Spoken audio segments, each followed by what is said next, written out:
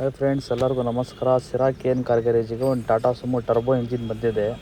Heating ಆಮೇಲೆ starting trouble ಇದೆ ಇದರಲ್ಲಿ.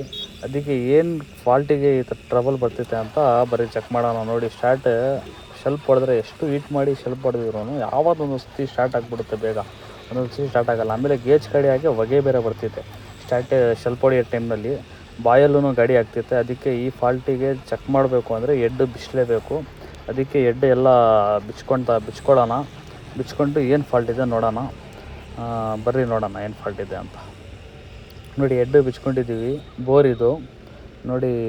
ಇದು ಗ್ಯಾಸ್ ಕಿಟ್ ಕುತ್ಕೊಳ್ಳುತ್ತಲ್ಲ, ಆ ಜಾಗದಲ್ಲಿ ಕಂಪ್ರೆಷರ್ ಲೀಕ್ ಆಗ್ತಿದೆ. ಅದಕ್ಕೆ ಈ ಟ್ರಬಲ್ ಬರ್ತಿರೋದು.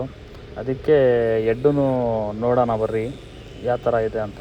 ನೋಡಿ, ಹೆಡ್ಡೂ ಎಲ್ಲ ಗ್ಯಾಸ್ ಕಿಟ್ ಕುತ್ಕೊಳ್ಳುತ್ತಲ್ಲ, ಆ ಜಾಗದಲ್ಲಿ ಒಂದು ಸ್ವಲ್ಪ ತಿಂದಿದೆ. ನೋಡೋಣ ಕಸ್ಟಮರ್ ಏನು ಹೇಳ್ತಾರೆ. ಹೆಡ್ ಕೆಲಸ ಮಾಡೋಕ್ರಿ ಅಂದರೆ ಮಾಡೋಣ, ಇಲ್ಲಾಂದರೆ ಗ್ಯಾಸ್ ಕಿಟ್ ಹಾಕಿ ಒಂದು ಸತಿ ಟ್ರೈ ಮಾಡೋಣ.